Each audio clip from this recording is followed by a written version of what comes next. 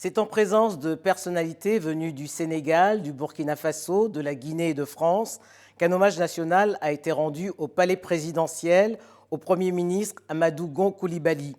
Cette disparition brutale prive le RHDP de son candidat à la présidentielle d'octobre prochain. À Abidjan, nous retrouvons Adama Bictogo, le secrétaire exécutif du RHDP. Adama Bictogo, bonjour. Bonjour.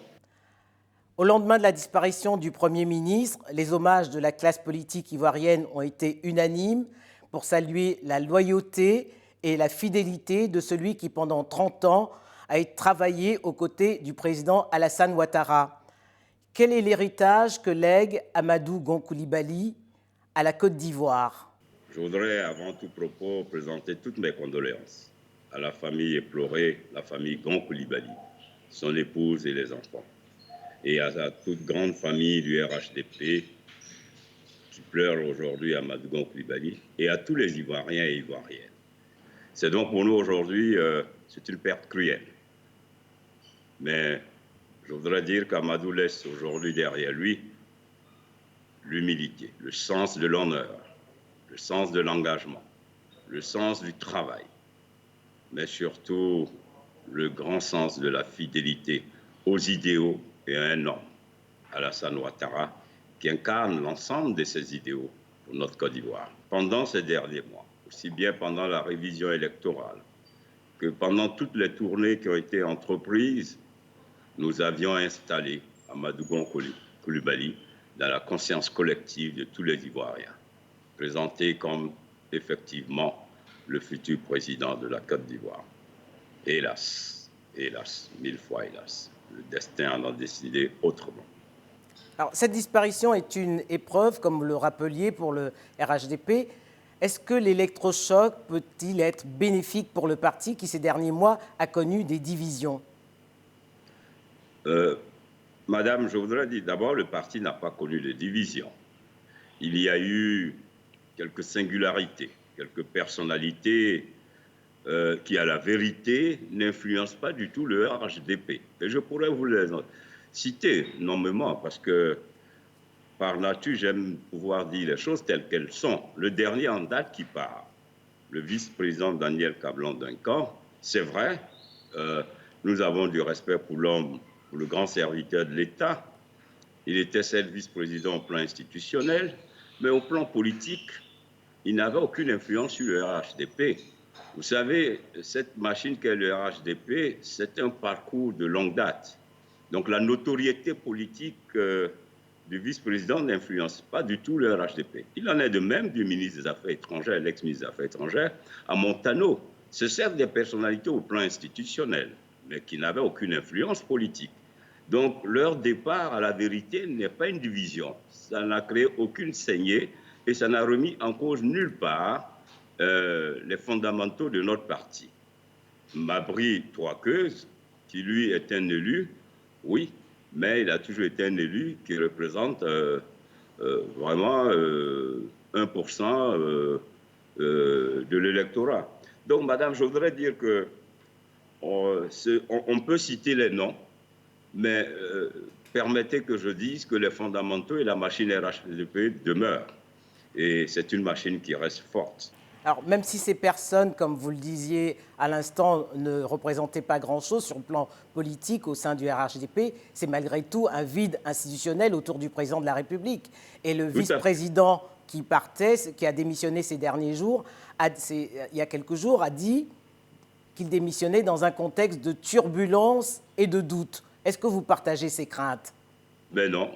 Je ne sais pas quels sont les éléments qui fondent cette sortie médiatique du vice-président parlant de turbulence et de doute. À aucun moment, nous avions été habités par le doute. À aucun moment, il y a eu des turbulences. Il y a que des gens avaient des ambitions et qui n'ont pas accepté que le choix de la majorité du parti soit porté sur la personne d'Amadou Gon Coulibaly. Ils avaient donc des agendas cachés, ils n'ont pas eu le courage d'affronter Amadou Gon Coulibaly. Ils ont donc décidé de s'en aller parce qu'à la vérité, ils n'avaient aucune assise dans le parti. Donc ils n'avaient que le seul choix qui leur restait, devant leur incapacité à s'exprimer, c'était de partir. Maintenant, au plan institutionnel, effectivement, il y a un vide. Il y a le président du Conseil économique qui s'en est allé, il y a le vice-président qui a démissionné, il y a le Premier ministre qui s'en est allé.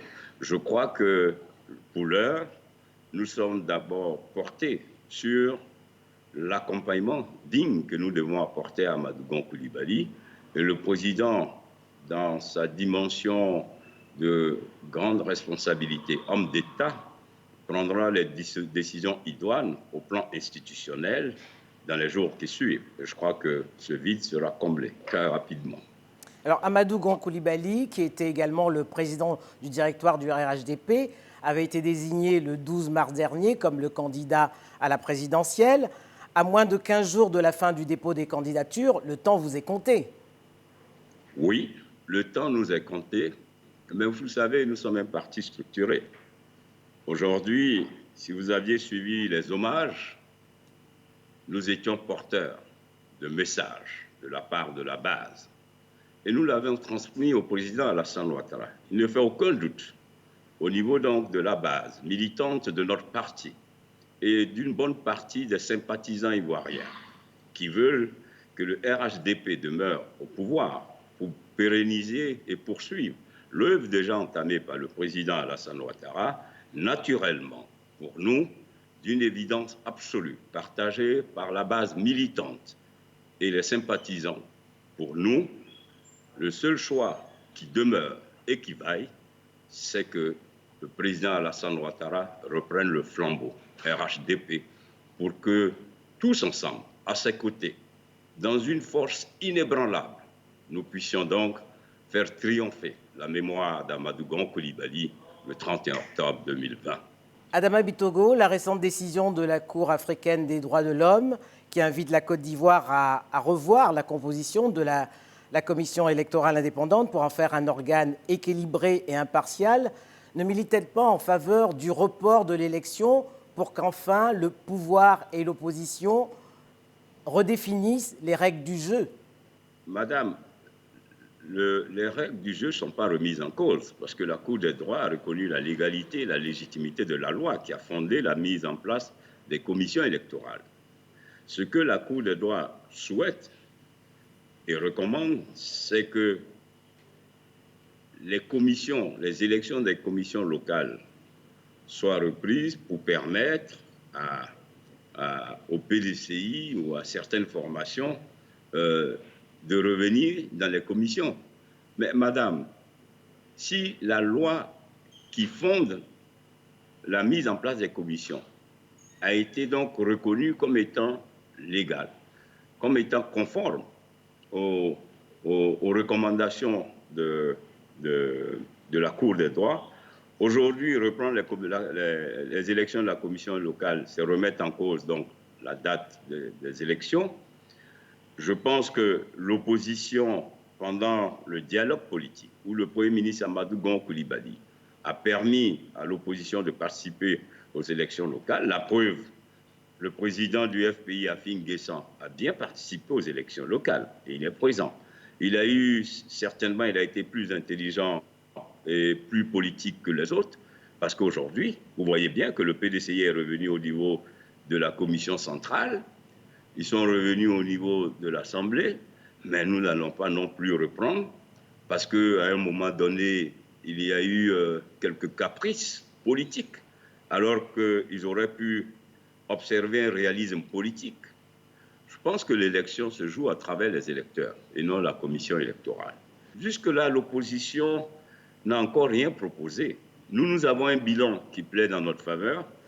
Nous avons un programme avec des perspectives 2020-2030 qui permettent à la Côte d'Ivoire de renforcer ses fondamentaux et de se projeter dans l'avenir. Pour l'heure, nous pensons que l'arrêt de la Cour des droits ne permet pas la remise en cause de la date du 31 octobre.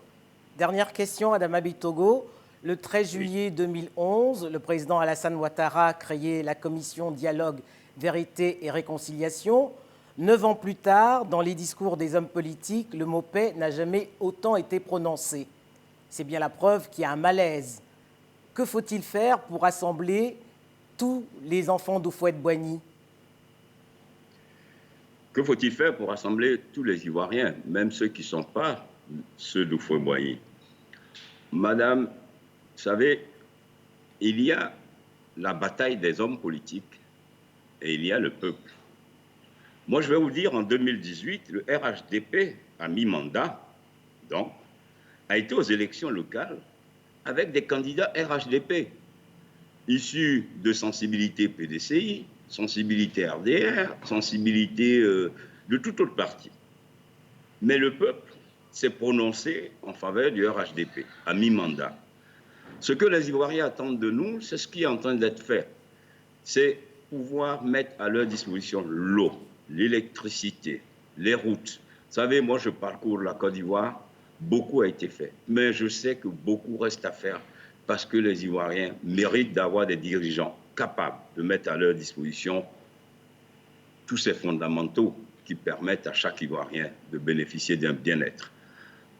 La réconciliation est devenue leur slogan. Ils n'ont que seul programme de société, réconciliation, réconciliation. Oui, c'est vrai, nous voulons une Côte d'Ivoire plus forte, à travers une cohésion sociale plus forte. Oui, c'est vrai, nous voulons que les Ivoiriens existent à travers le principe de la nationalité, sans qu'il y ait d'Ivoiriens d'Est, d'Ouest. Mais eux, ce n'est pas ce qu'ils proposent. Ils proposent des Ivoiriens, parfois par un système de catégorisation. Ils sont encore dans cette logique d'avoir des Ivoiriens purs et des Ivoiriens non purs.